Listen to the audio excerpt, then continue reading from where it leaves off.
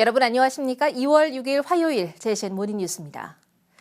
4.10 총선을 앞두고 현역 의원들의 총선 출마 선언이 잇따르고 있습니다. 특히 여당인 국민의힘 당대표와 조직 부총장 등 핵심 요직에 있던 인사들이 잇따라 같은 날 동시에 출마 선언을 하는 등 총선 시계가 빠르게 돌아가는 분위기입니다. 전우수 기자가 보도합니다.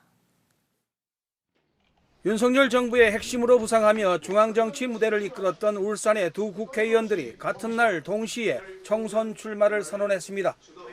윤 대통령과의 두터운 신임을 얻어왔던 국민의힘 박성민 의원이 예상보다 빨리 중구 총선 예비후보 등록과 함께 기자회견을 통해 총선 출마를 알렸습니다.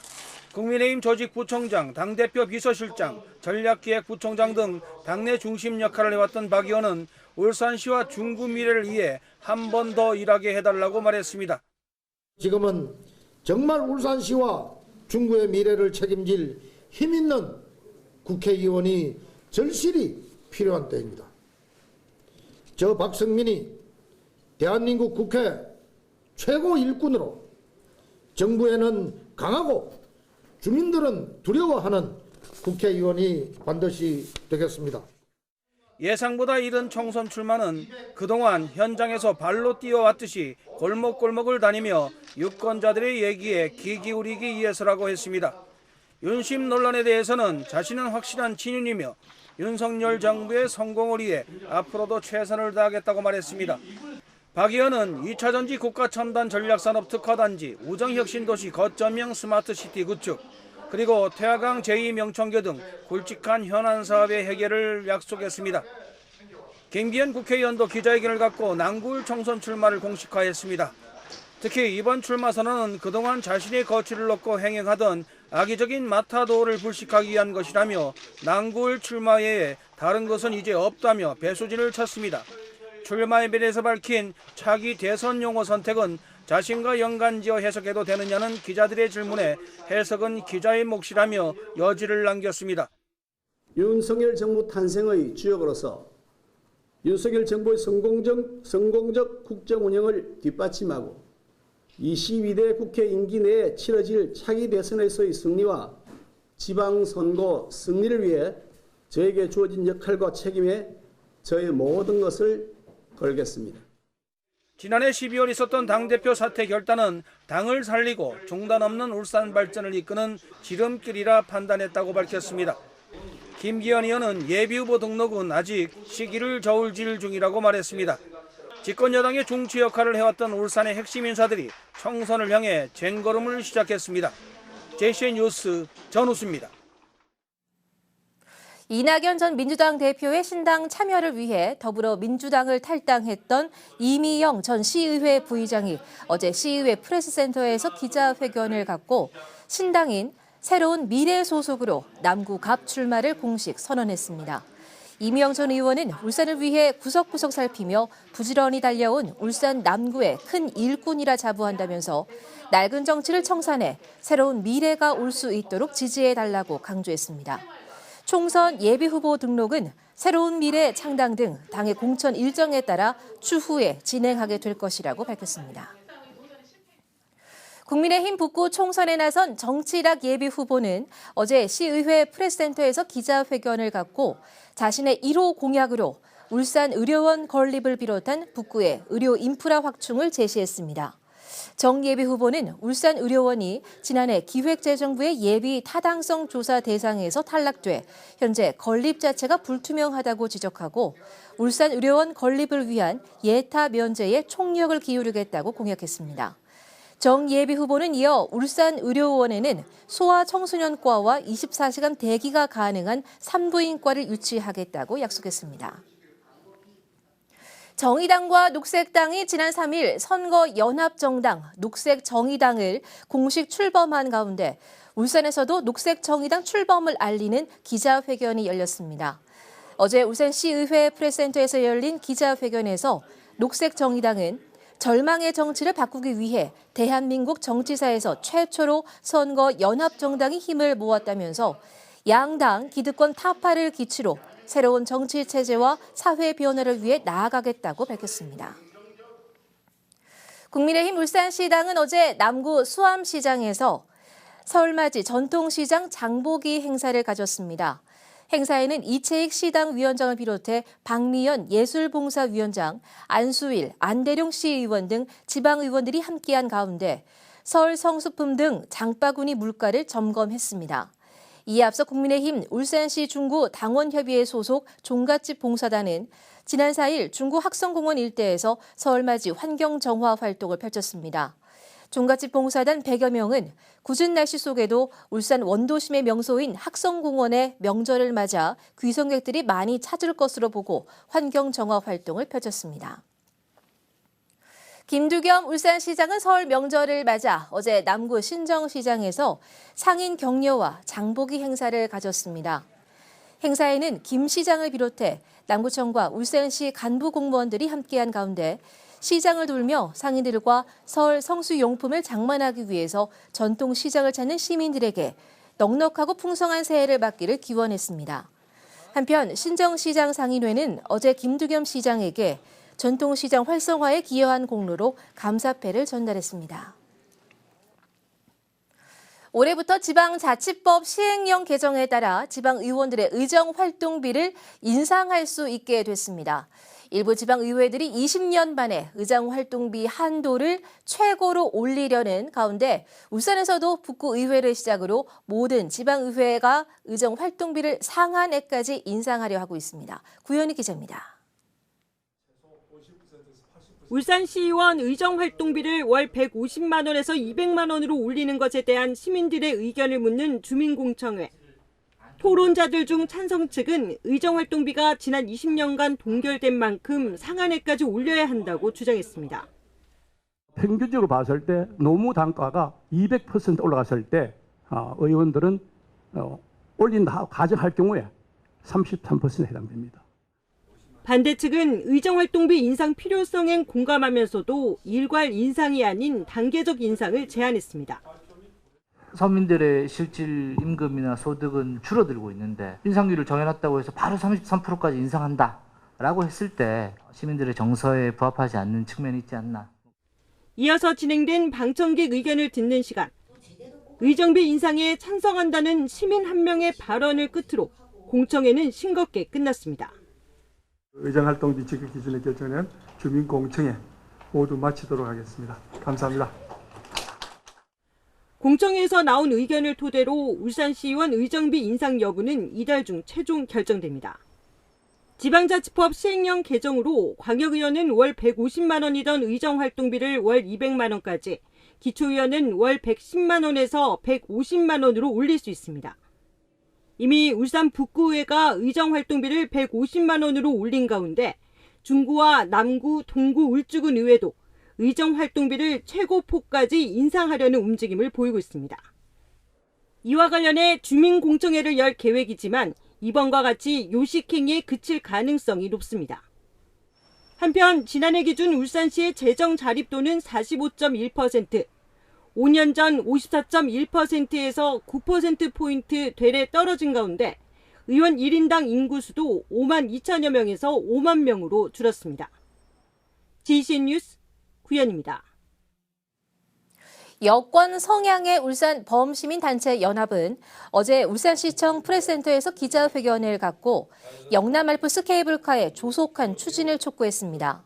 이들 단체는 행정과 환경단체, 시민과 기업이 힘을 모아 태화강의 기적을 일궈냈듯이 영남 알프스 케이블카도 각계각층이 머리를 맞대면 전 세계에서 가장 친환경적인 방법으로 건립할 수 있을 것이라고 주장했습니다. 그러면서 영남 알프스 케이블카 설치를 둘러싼 20여 년간의 소모적인 찬반 논쟁은 반드시 끝내고 울산의 지속 가능한 발전을 위해 영남 알프스 케이블카 사업을 조속히 추진하자고 강조했습니다.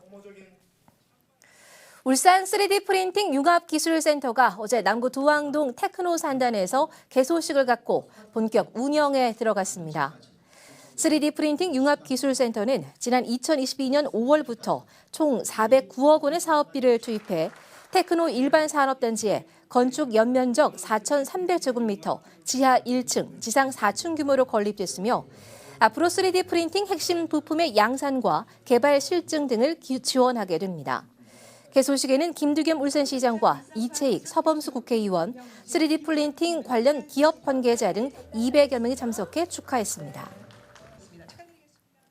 3D 프린팅 융합기술센터 개소에 맞춰서 유니스트와 현대자동차가 어제 3D 프린팅 공동 연구개발실 운영을 위한 상호 협력 약정을 체결했습니다. 이번 협약에 따라 두 기관은 융합기술센터 내에 공동 R&D 연구실을 만들고 3D 프린팅 기반 자동차 부품 공정 개발을 함께하게 됩니다. SD현대가 글로벌 소형 모듈 원자로 SMR 분야 선도 기업들과 협력해 해상 원자력 시장 개척에 나섭니다. SD현대의 조선 중간 지주사 SD한국조선해양은 최근 미국 테라파워와 서던 컴퍼니, 영국의 코어파워와 함께 미국 워싱턴주 현지에서 용융염 원자로 공동 개발을 위한 기술 교류회를 개최했다고 밝혔습니다. 용융염 원자로는 4세대 원자로 중 하나로 안전하고 효율이 높아 해상 원자력 발전용으로 가장 적합한 것으로 평가받고 있습니다. SD한국조선해양은 앞으로 공동 연구를 통해 해상 원자력 시장 개발에 속도를 낸다는 방침입니다. 유니스트 신소재공학과 김지윤 교수팀이 실시간으로 물질의 모양과 특성을 조절할 수 있는 메타 물질을 세계 최초로 개발했습니다. 이 메타 물질은 자연에는 없는 특별한 물리적 특성을 가지도록 설계된 인공 물질로 연구팀은 메타 물질의 융합한 합금을 통해 실시간으로 디지털 패턴 명령어를 입력할 수 있도록 설계해 다양한 성질을 실시간으로 조절 가능한 메타 물질을 만들었습니다. 이번에 개발된 메타 물질은 원하는 특성을 몇 분 안에 구현이 가능해 역동적인 변화에 적응하거나 모양의 변형이 필요한 로봇 등 다양한 기계의 핵심 부품으로 활용될 전망입니다. 아파트 같은 곳에 들어가 초인종을 누르고 도망가는 일명 벨트이라고 부르는 이런 행위를 아이들이 의례 장난쯤으로 생각하는 경우가 많죠. 이 또한 엄연한 범죄라고 합니다. 주거 침입죄에 해당한다고 하니 장난으로 가볍게 여겨서는 안 되겠습니다. 전동훈 기자의 보도입니다. 지난해 12월 울산 북구의 한 아파트에 사는 A씨는 현관 초인종이 울려 현관문을 열었지만 아무도 없었습니다. 알고 보니 10대 청소년 2명이 초인종을 누르고 도망간 겁니다. A씨의 신고로 경찰에 붙잡힌 이들은 장난삼아 했다고 진술했습니다.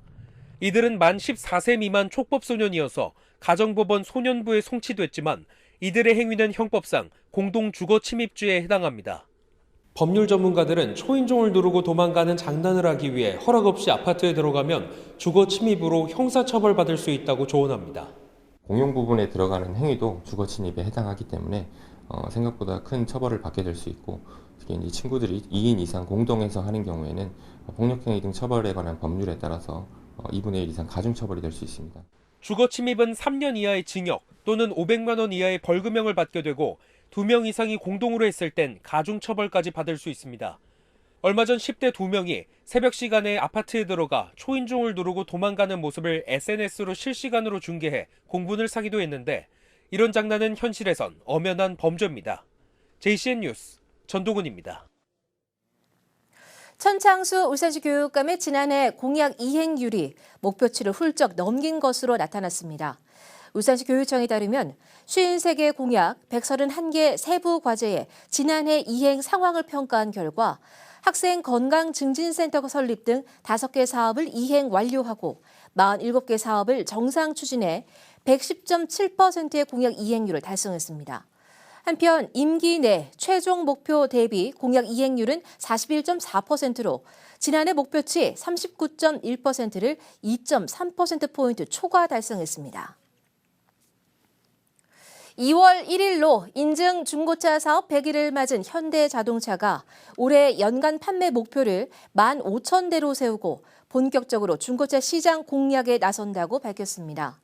현대차는 일반 소비자에게 파는 인증 중고차는 물론 기업 간 거래 판매분과 구매 후 인증 기준을 충족하지 못해 경매로 처리한 물량 등을 모두 더하면 15,000대 판매는 가능할 것으로 내다봤습니다. 한편 지난해 10월 시작한 현대자동차 인증 중고차 판매 대수는 모두 1,057대입니다. 울산시는 지난달 발생한 화재로 큰 피해를 입은 충남 서천 특화시장에 피해 복구 지원 성금으로 3천만 원을 전달한다고 밝혔습니다. 이 전달될 성금은 국내 지자체와 외국 지방정부와의 상호교류, 협력 증진을 위해 조성한 대외협력기금을 통해 마련됐습니다. 한편 울산시는 지난 2022년 경북 강원 산불 피해와 포항 태풍 피해 지원을 위해서 대외협력기금으로 성금과 물품을 전달한 바 있습니다. 울산시 보건환경연구원은 동절기 바이러스로 인한 집단 식중독 예방을 위해서 식품 제조용 지하수에 대한 바이러스 오염 조사를 실시합니다. 조사는 노로바이러스에 대한 식중독이 자주 발생하는 2, 3월과 10, 11월 두 차례에 걸쳐 실시합니다. 이 조사 대상은 지하수를 식품 용수로 사용하는 집단급식소와 식품 제조 가공업소, 식품 접객업소 등 시설 20곳으로 검사 항목은 노로바이러스와 A형 간염 바이러스 등 2개 항목입니다. 조사 결과 바이러스가 검출되면 즉시 해당 시설과 관할 기관에 통보해 개선하도록 조치하며 해당 지하수는 불검출이 확인될 때까지 식품 제조 등에 사용할 수 없도록 행정 지도합니다. 울산시는 어린이집의 안정적인 운영과 보육의 질 향상을 위해서 어린이집 보육료 수납 한도액을 지난해보다 월 10,000원씩 인상합니다. 울산시는 지난 2일 올해 제1차 보육정책위원회를 열고 올해 어린이집 3세에서 5세 보육료 수납 한도액을 지난해보다 월 10,000원씩 인상하기로 결정했습니다. 이번에 결정된 보육료 수납 한도액 인상률은 유형과 연령에 따라 2.7%에서 2.9%로 광역시 중 최고 수준이지만 시와 구군이 전액 지원하고 있어 실제로 학부모 부담금은 없습니다. 한편 이번 결정으로 울산시의 올해 부모 부담 보육료 지원 예산은 38억 6,200만 원으로 5억 4,700만 원이 추가됩니다. 제시의 모닝뉴스를 마칩니다. 함께해 주신 여러분 고맙습니다.